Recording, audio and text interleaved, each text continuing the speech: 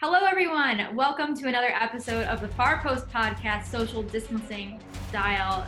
Jeff, I don't know how you're feeling, but this is the second show in a row that I'm hosting, and I don't know. I feel like you might be a little threatened that I'm hosting two shows in a row at this point. God, no, I've been trying to get this thing off my plate for 9 years at this point. Nobody's been absurd enough to take it off my plate, so I appreciate it. Well, we'll have to see if fans appreciate it or not, if there's any boos today or whatever, to see if they like you joining in. But I don't think they're going to boo you quite like they boo me. But yeah, we're obviously in kind of a unique situation. We don't have quite as many interviews as we normally are able to conduct. So I really like the spotlight. I think we've established that, but I don't want to steal the entire spotlight. So I figure every now and then, if you want to host the podcast, I guess reluctantly you can host the podcast. It's fair. I mean, you had the spotlight last night on Instagram too, so Sure. you got to spread the wealth a little bit. I'm just trying to spread out a little bit. People can only take so much of this face, including me. Well, we do have a third face that's going to be joining us while everybody's staying safe at home, and that's our special guest, New England Revolution rookie center back Henry Kessler. Henry, thank you for taking the time. Thank you for having me. I appreciate it.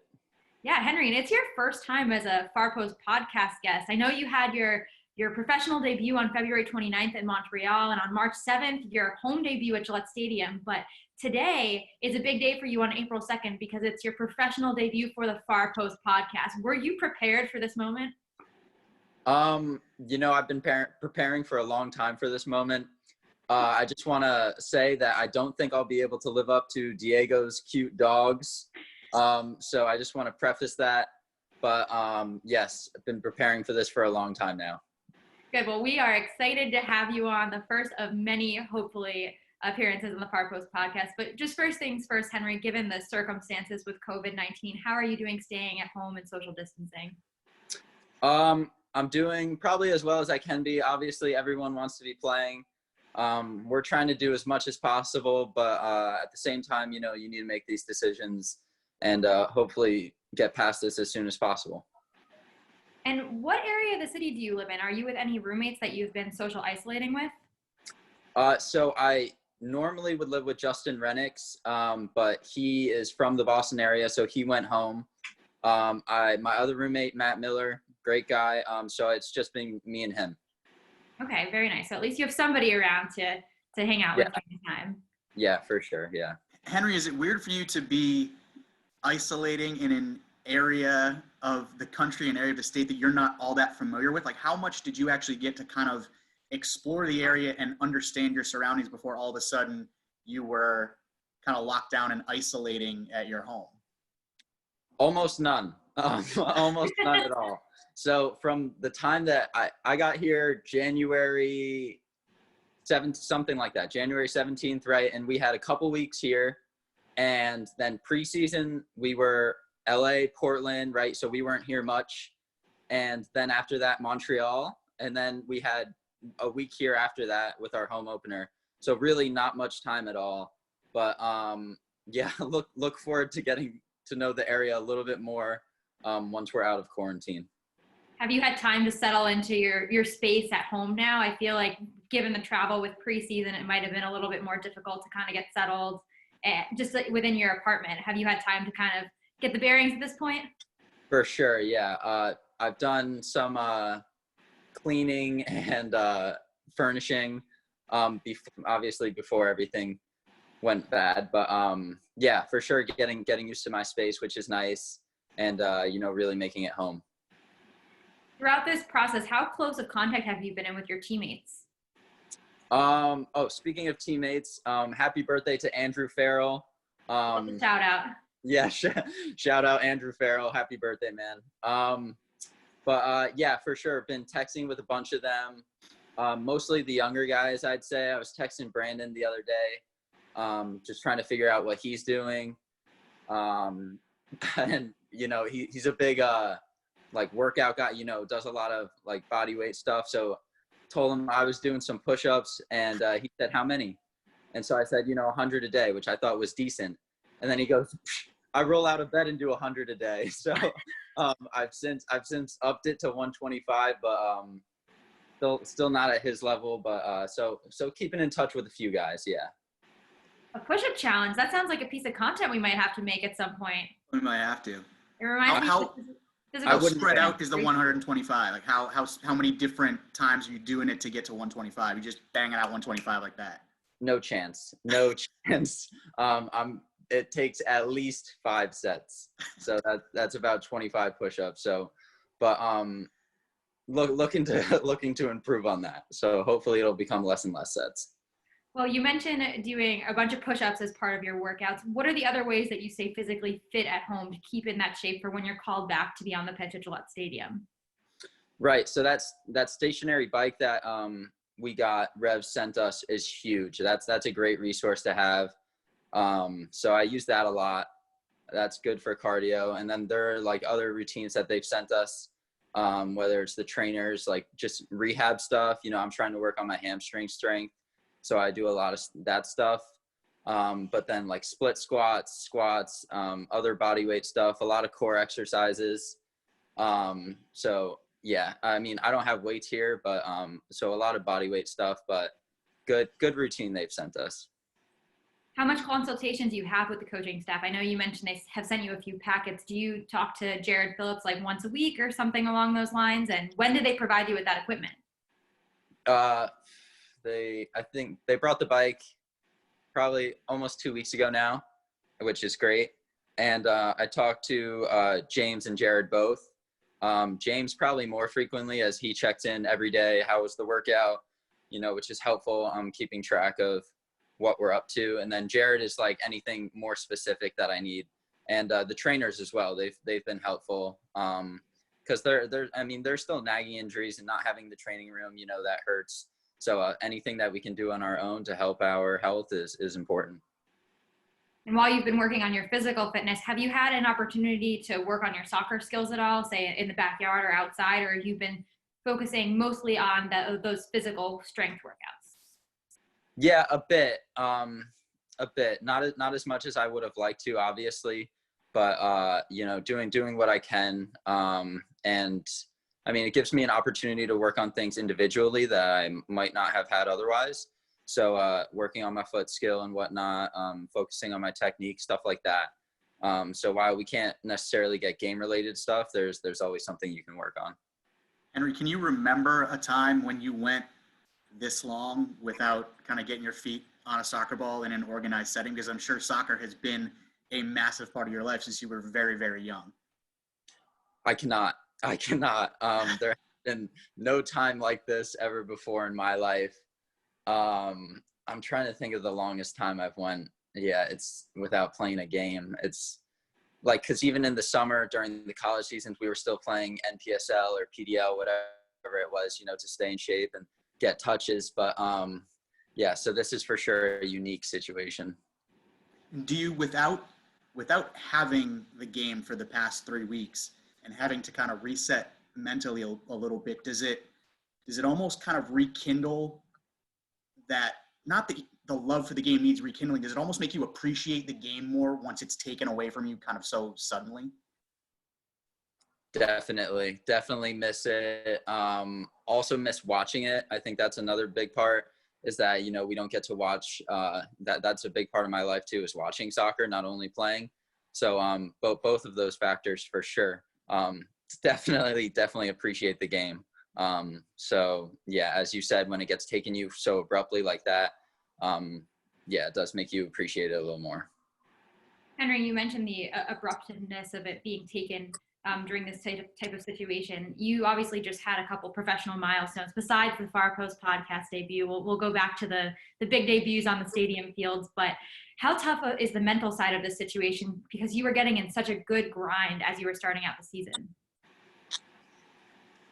Right. I think that's an underestimated element of it, is just getting in routine. I think routine is so valuable, you know, starting to get into that weekly routine of game Saturday, Sunday off, Monday, get back at it, train the rest of the week and prepare again. So I think routine is really when you start to become very, very productive. So if you have a good routine, I think that goes a long way. But, you know, just getting into a rhythm, as you said, just played my first 2 games. So I think that's an undervalued element, something that, obviously will take time to get back, but for sure is valuable. And, there's not too much we can do about it, but stay ready for when we do get called back. Part of that routine that you're used to at Gillette Stadium is a lot of meals are provided there. So this is a bit of a different situation now, being at home and having to kind of fend for yourself for food. How's that been for you? Just straight out of college, have you been cooking at all? I've been cooking so much. I really do miss my 3 meals a day at the facility, breakfast, lunch, and then one to go. So I really do miss the meals a lot. I was talking about that with teammate Jeff Caldwell. But I have been cooking. I made a trip to Costco, bought a bunch of stuff, trying to eat healthy as well. A lot of brown rice, a lot of fish. But yes, I do miss having those meals provided for me for sure. Do you consider yourself pretty good in the kitchen? Are you adept in the kitchen? I am not. I'm not whatsoever. I keep it very basic. I'm tending to make the same things often. What are those things? So tilapia, this is like a very easy for me to make. I just put the oven at 450, like 20 minutes. So that's easy. Then microwavable brown rice. It's called Seeds of Change. It's actually really good. I think it's quite good. But so that takes 90 seconds to make. So these things are very easy and simple for me to make, and I tend to stick to those. You're really filling up the day there with the 90-second rice. And what do you do? What do you do with the other 23 hours and 58 and a half minutes? Yeah, so I sleep a lot. I sleep a ton. I've been trying to practice my Spanish a little bit, not as much as I would have liked. I think conversations help more. So when I go to training and whatnot, I try to talk with the guys that speak Spanish, but been practicing a little bit. I need to start reading. I was going to say I'm reading, but I'm not reading yet. I need to start reading. There's a book that I want to get back to. It's called Mind Gym. I've just read the first couple chapters, but when you can't really work on the physical part of your game as much, it's a good practice to work on the mental part, I think. So I would like to read that book during this time. And you've mentioned a few things that you've done at home. I want to ask about those dishes. You mentioned the fish and the brown rice, but what are some of those other staples? Because you can't eat that every single day, right? Right. So I've made eggs like 5 different ways. What else? A lot of, whole wheat bread. Cereal's a big one. Made mac and cheese a couple days. Chipotle is still open, which is the greatest thing. So when I do get tired of cooking for myself, that's my go-to. I'm trying to think. Yeah, that's most of it, to be honest. But I'm sure there are a couple of things I'm forgetting. Henry, I want to ask about your family too. How close of contact have you kept in with them during this time? Yeah, I talk to them every day. New York isn't the greatest place to be right now.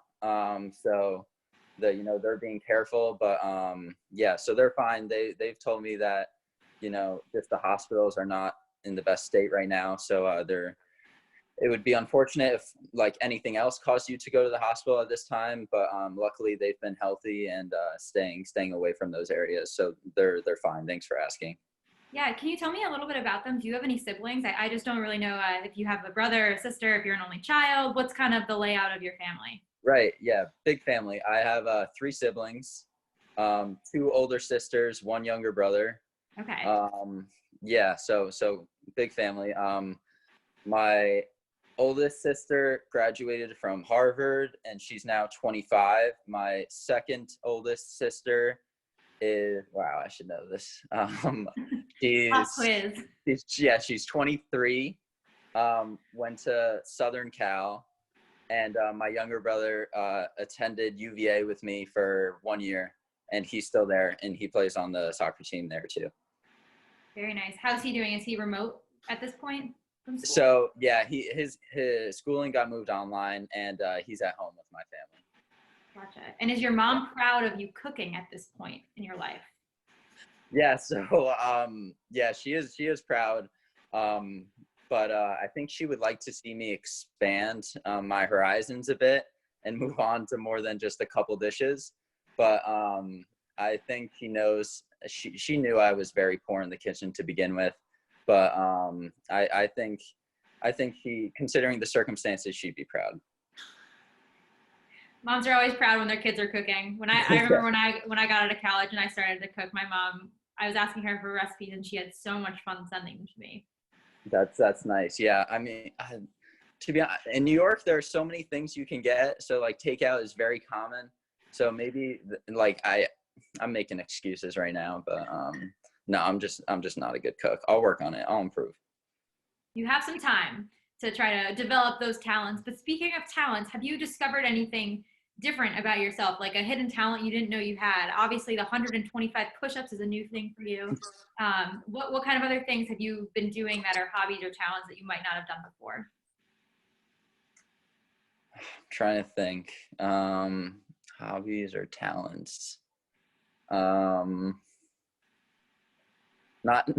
too many, to be honest. I guess a hobby. I like to keep a clean space. So I've been cleaning a lot. For graduation, my mom got me a vacuum, which like may sound like a dud gift, but I thought that was the greatest thing ever. And it's a Dyson V8 and I was so excited. So I've been vacuuming everywhere, probably unnecessarily at this point, but cleaning a lot, which to be honest, it was needed initially. Now it's just redundant, but doing a lot of that. So I guess that's that's a pretty bad hobby, but cleaning, yeah. That's an important hobby to have right now. If you're ever going to have a hobby that's cleaning, now's probably the time for that to be your top hobby. Exactly. I know a lot of your teammates, I'll say a lot of your teammates, at least Andrew Farrell has been posting a bunch of videos of him getting on the keyboard, playing some piano. Wilfred Zahibo then went and bought a keyboard because I think he wanted to prove that he could play keyboard as well. So some of your teammates getting that musical talent out there, did you ever play any instruments? Do you play any instruments now?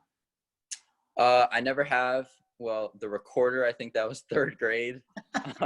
We've all been there. I was a violin, violin in 3rd grade. Cross buttons. So no, I was never musically gifted.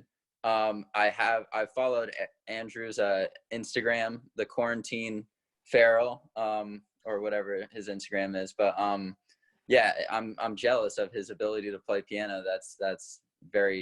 He's very talented, obviously. There are a couple songs that I requested from him, which was Pachelbel's Canon, and then he played it and was excellent. So obviously very impressive. Wilfred too, I saw that he bought the keyboard, and I'm sure he'll be very good by the time we get out of here too. But not as good as them, that's for sure. If you could play one instrument, like right now you could just know how to play that instrument, what instrument would you want to play? It would be the piano. It would be the piano. Yeah, it would. Okay.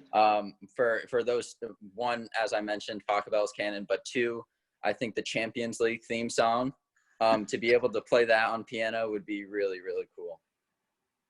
I played piano growing up. I think I remember maybe like 3 songs. One of them I'm very proud of, can just play it on the spot and sing it, and the other ones are like kind of okay, but I played piano for a few years. And you said you're not musically gifted, but there are 2 types of people when they're cleaning. They're the people that just hunker down and really get scrubbing. And then there's the other people like me that put in their headphones and are like dancing while they vacuum and cleaning up that way. Which kind of person are you? I think I'm the first one. Really like wanting to get every spot. So I'm not dancing while I'm cleaning. For sure. It's more of like a challenge. Can I get the room as clean as it physically possibly can be? Yeah, so for the most part, I think I've been successful with that. Hey, I don't knock it till you try it. It's a lot of fun if you throw your headphones in. You can get the room just as clean, I promise. Okay, I'll have to try it. All right, and we want to ask you a little bit about your consumption habits during this time. So everybody's been hunkering down and watching Netflix shows, movies. What are your go-to binge-worthy shows? Go-to show, highly recommend it. It's Psych. It was a USA show a little while back. It's on Amazon Prime now. I think it's so funny. Also has that murder mystery element to it. So that's my go-to binge show. I'm coming down to the end of it though, so I don't know what I'll replace it with once I'm done. But that's a good one. I watched a bit of Friends when it was on Netflix. It's taken off now. Trying to think what else but Netflix does have some good movies on there right now. Shawshank's on there. Mhm. There are a bunch of Will Ferrell comedies on there right now. So there's a lot of good content, but Psych is my go-to. You can watch Shawshank. That'll get you through almost an entire day. You just put that Yeah. on. By the time it's over, it's time to go to bed. Exactly, yeah. One I did watch recently was Spencer Confidential. Oh, I just watched that actually. You did? Yeah. Yeah. And I was excited to hear they mentioned Walpole so many times. I did. And it's known for the prison that we have. Yeah. And you have Mark Wahlberg in it. You can't go wrong with a Mark Wahlberg movie. Exactly, yeah. So I enjoyed it. I thought it was good. I will say it was nice to see, like while we're all isolating and not able to go out into the city, I watched it almost primarily just to see Boston and be like, oh man, I missed the city. But there was definitely a lot of like overblown Boston stuff in that movie. Like a lot of the accents are just The accents. It's not the right accent. It's a tough accent for I think people to get down. Everyone overdoes it. So I wouldn't necessarily judge if you haven't seen a ton of Boston yet. I wouldn't necessarily judge Boston too much on Spencer Confidential. Okay, that's good. I haven't seen a ton of Boston, so I'll have to judge it for myself. I did see your tweet, however, about parking in Southie, which I went to Kellen's house for the Super Bowl, and you're right, it is extremely difficult. It is extremely difficult. There's no way you're driving down a street in Southie and it's gonna look like that. That street that he parked on, where it was like there's like 20 spots open. He pulls up and parks right in front of his place. I have parked in Southie. It's honestly, it takes me, because I live out near Walpole too, it takes me like 35, 40 minutes to get into the city. And when I start getting closer to Southie, knowing I have to park there, like my heart rate starts going up. You're like, oh God, I'm gonna have to find a spot in Southie right now. This is gonna take me 10 minutes. It's brutal. Well, the other thing about that too is sometimes you come back to your car after parking somewhere for a while, and as you're walking up to your car, your heart rate goes up and you're like, please don't have given me a ticket. Please don't have given me a ticket. I thought I could park there, but maybe something happened. Yeah, I will stare at the sign. So if I park somewhere and you've got all the signs that say who can park there and who can't park there between what times, I will stare at that sign for like 30 seconds to make sure that I am in an area that I'm actually supposed to be in. I take a picture of it from now on too to make sure that I like have evidence that it said I could be there between X and Y time. Yeah. Just covering all your bases. Yeah, so Henry, if you're ever parking in Southie again, understand that's when you tried to park at Kellen's place, that's more the norm. You're not pulling up down a random side street like that and just being like, oh, here we are, I'll park in Southie. It doesn't happen. Gotcha. Yeah, similar in New York, parking difficult in these big cities, but yeah, can't trust the movies. Did you drive a lot in New York? So I didn't have my license until very recently. It was just unnecessary. I didn't even need it because just the public transportation is really good and it's 24/7. So you can always use the subway or take the bus, although I don't recommend the bus, or just even walk, because a lot of things are walking distance. So yeah, growing up, a lot of walking, a lot of taking the subway. So driving is an unnecessary thing. So I didn't even have my license until my junior year of college. Oh, wow. Yeah, so it was a minute before I got my license, but here it is useful, so I'm glad I have it. What inspired you to get it junior year? I think in Charlottesville, it was something that was good to have. Not quite as accessible as New York City. So if I wanted to go to a movie theater, that'd be like somewhere I'd have to drive, something of that sort. So I was tired of asking people for rides, so wanted to get my own license, yeah. So did you have college friends literally like teaching you to drive at 20 years old, like going out on little drives and they're in the passenger seat teaching you? That's exactly what happened.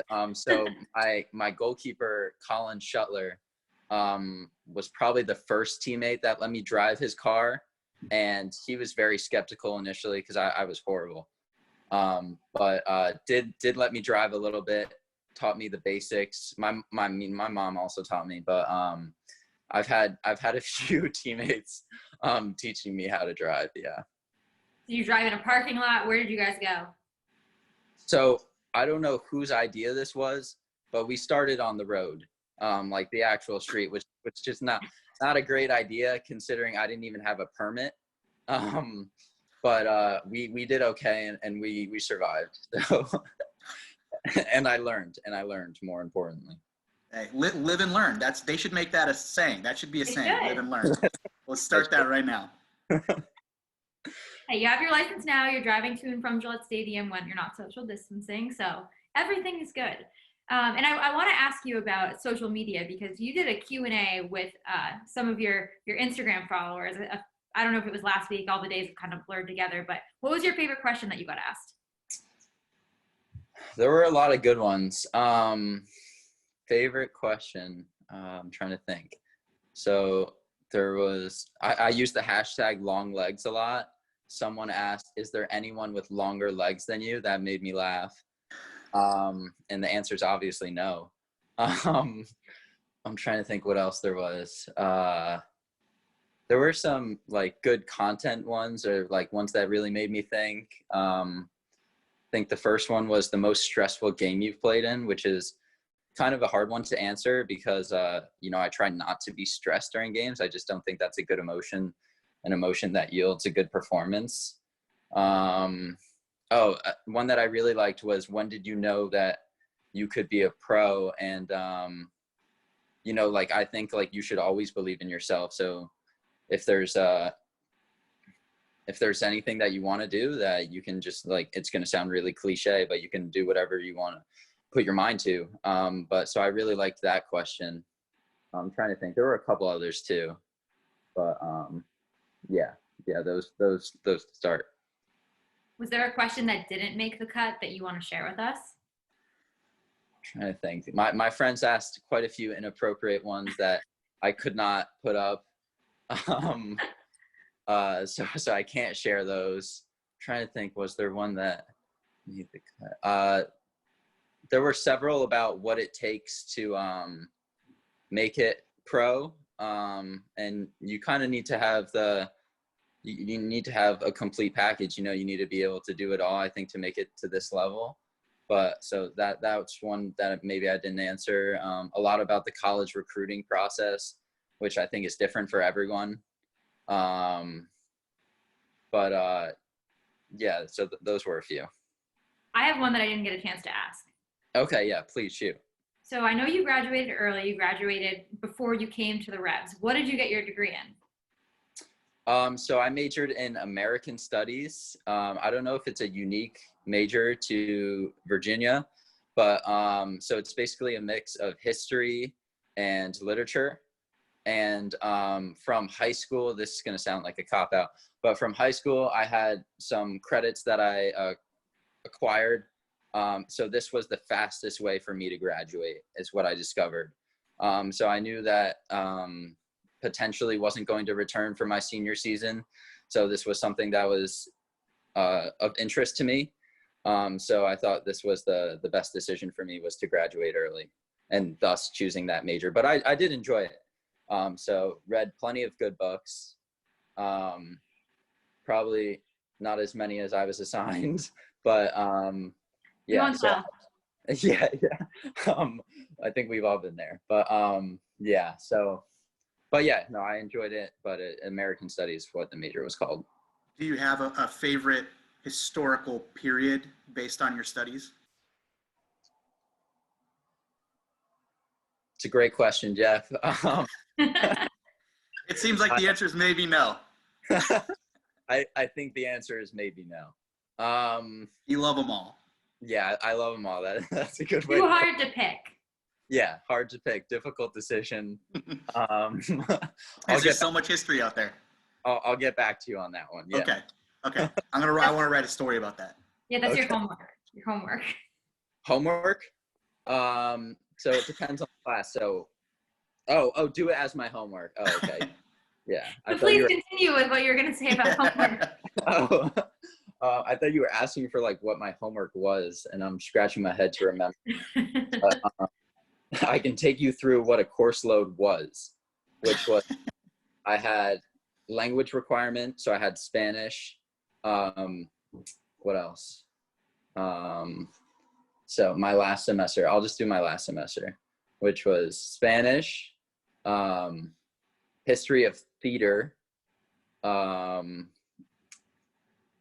American Studies 3001, and American Studies 2001, which those are core classes for the major itself.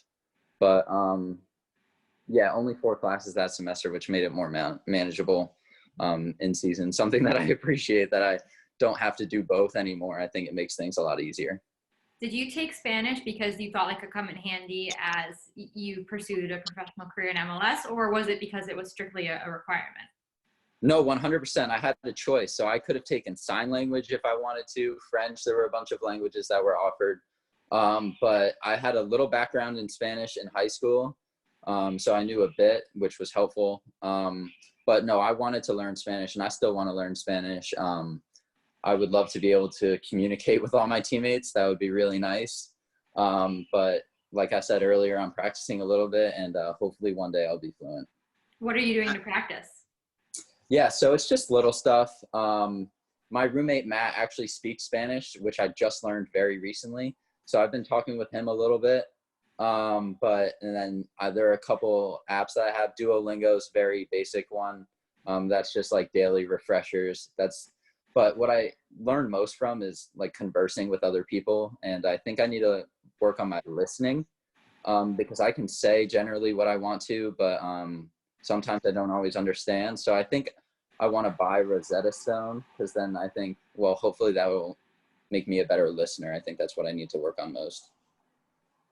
That's a really cool goal to have. Definitely a good project for right now. Yeah, I think we have a bit more time than we usually would. So that's something that I'll work on. And don't get me wrong, it's not like I've been at the grindstone working on Spanish. I've certainly been watching plenty of TV and stuff. But yeah, it's something that I want to achieve eventually. And you mentioned earlier your nickname Long Legs. I want to ask you about that too. We all know that you have long legs. You're really tall. You're 6'4". It's part of what makes you a great center back. But kind of take me through how long legs became a thing. It's a hashtag long legs on your Instagram. Everybody seems to know about it. What's the story behind it? So I think it started freshman year of college. And I don't know if it was a combination of long legs and short shorts, but so like the shorts that I was wearing were fairly short, legs are pretty long, but it's something that I've just embraced and used it once, didn't know if it would catch on, and it's certainly taken off. But I think during preseason we had one of these meetings where people talked about your brand, and the first thing that came to mind about my brand was hashtag long legs. So it's certainly something that's I consider a part of me now. All right, a part of your brand. Well, hashtag long legs. I like it. Yeah. And speaking of brands and social media, there's been a lot of challenges that have been circulating, like the stay-at-home challenge with the toilet paper, game face challenge, goal challenge, save challenge. I've seen a ton of soccer challenges. Have you participated in any of them? I've participated in a few. The goal challenge, that's not my favorite one. I don't score often. So that one I did not participate in. I did the toilet paper juggling. Was it harder than it looks? It is harder than it looks. I think I ended up making a decent video, but it was difficult. Game face challenge I also participated in, but eventually there started being so many challenges. I was just like, enough challenges. So I think I'm done enough. I fell behind on them. They're really hard to keep up with. Yeah, there's a lot of them. I think what the problem for me is I always feel bad when I get tagged in them, because I feel bad tagging other people in them. Yeah. So like people will tag me in them, and then I'll be like, I don't want to be rude and not do this, but I feel bad about tagging other people if they don't want to do it. So Elizabeth, like I know you tagged me one the other day and I literally didn't do it. It's basically just because I didn't want to tag other people and make them feel like they had to do it. So I'm like, there's just so many. It was one of the other girls that covers MLS who tagged me in it. So I was like, I feel like I should be a good person and participate. So it's been situational. And Henry, with social media, obviously we're talking about the challenges, and it seems like everybody right now is obviously on social media, maybe even more than they typically are. And everybody's usually on social media quite a bit. how much have you been on social media, and how important do you feel like it has been during these past few weeks as an avenue for people to kind of feel like they're connected at all times, even while everybody is apart? Yeah, for sure. A valuable resources in that department. I've been on social media probably too much, but yeah, it's something that, you know, connects us all. And if people want to put stuff out there, for sure, like, we can welcome that. And the challenges are helpful, spreading awareness and what to do and what not to do, stuff like that. So that's valuable. Sometimes I do get carried away. I think there was one day where my screen time was ridiculous. It might have been the day where I had the questions. It was like almost 9 hours. I was like, oh boy, that's a lot of time. But yeah, so I've been on social media quite a bit. Twitter has just recently been a thing for me. I'd probably say 90% of my content is retweeting your guys' stuff. Appreciate it. Yeah, of course. Appreciate it. I appreciate you boosting my Twitter. But Instagram I'm more familiar with, but yeah, so I use social media a fair amount. Yeah, I've noticed your increase in Twitter. We like to see that on that front too, because a lot of fans tune in that way. So they like when you guys are active on that platform as well. Yeah, that's what I've discovered, is it's more I don't know, fan oriented is the right way to say it. Fan centric, yeah. Yeah. So that might be the better mode to integrate with the fan base. And I have another hard hitting question for you. So brace yourself. Which I'm ready. teammate, if you had to choose, would you not want to be quarantined with? Which teammate did you say? Yeah, would you not want to be quarantined with? It's a really tough question. It is a tough question. I need to think about this. And why, of course. And why, yeah. Would I not want to be quarantined with? All right, I'm going around the room in my head. Going around the locker room. Who would I not want? Interestingly enough, when Turner got asked this question, he immediately said Farrell. Like, he immediately. Without a doubt. There was no thought. He was like, Farrell. It's like, I love him. I love talking with him. Love hanging out with him. Wouldn't want to be quarantined with him. Next question. Like, just immediate.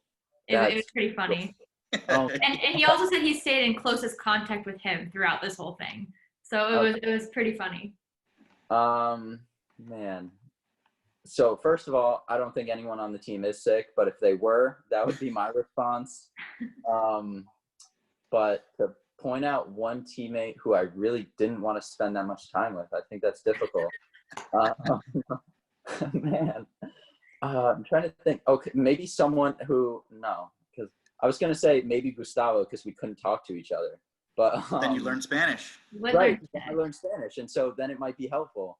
But so yeah, that's one I need to think about. All right. I understand. It's probably the smart route. You're a young kid, a rookie, doesn't want to throw a teammate under the bus. Totally understand. Whereas Turner was just like, no, Farrell's one of my best friends.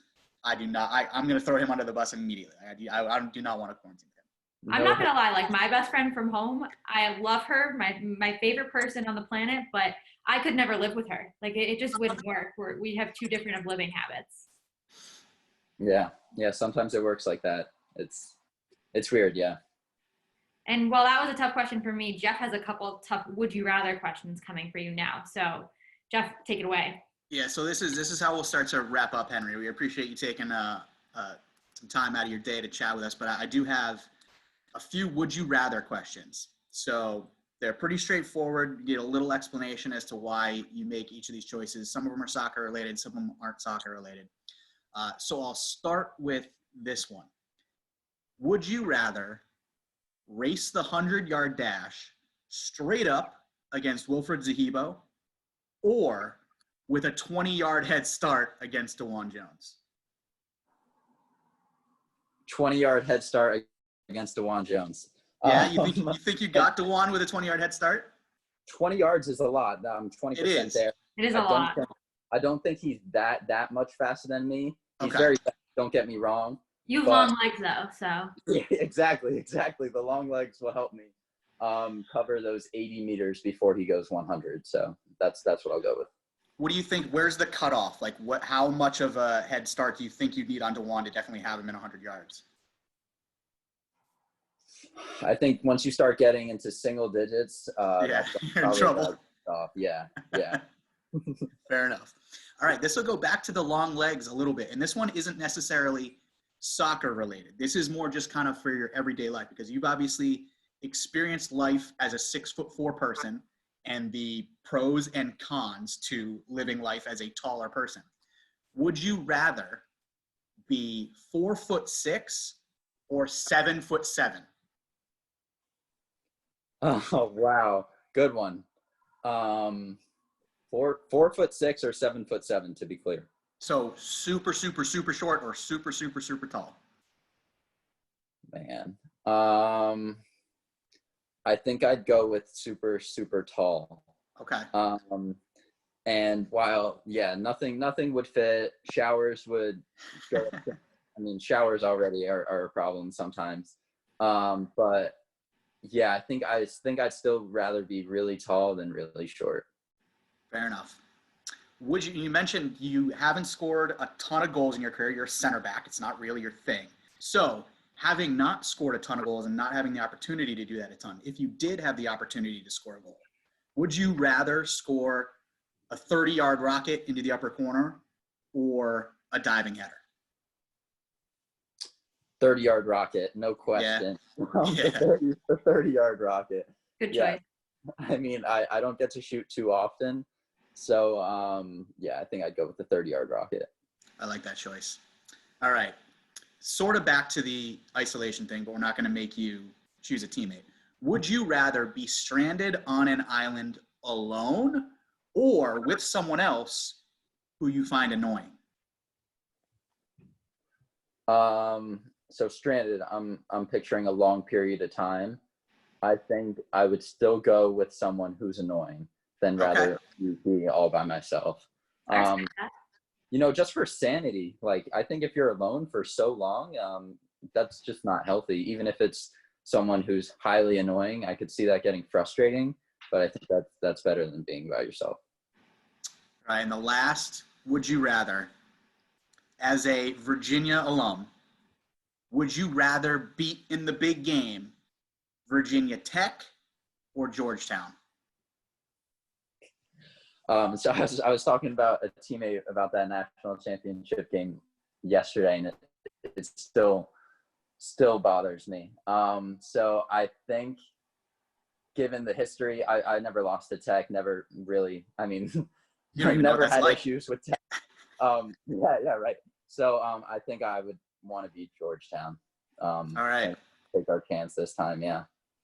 So that's it for Would You Rather. I've got one last question that we've been asking all of the guys that we've had on. This one's a little bit different for you because obviously you've only had 2 professional games, but you've had a long soccer career up until now with youth and club and college. So if you could go back right now and at any point in your soccer career, relive one of your moments on the field, what moment would you go back and relive if you could experience all the emotions of that moment again? It's a great question. Relive one of my moments. I'm trying to think of like the greatest soccer achievement I've had thus far. I think it's winning the ACC tournament. Against Clemson. So we were the number 2 seed. They were the number 1. So we were an underdog. And we ended up winning that game 3-1. So I think I'd go back to that moment. Hopefully have more to choose from soon. But that's the moment I would want to relive. I'm sure there will be plenty more at the professional level. We'll come back in 5 years. We'll ask that question again. Sounds good. Hopefully in person by that point. Yeah. Hopefully. I think I know the answer, though. It would be his debut on the Far Post podcast. That's true. Oh, right. Yeah. Sorry. I mean, that's obvious. That goes without saying, though. Okay, just making sure. So it'd really be your second favorite moment professionally. Right.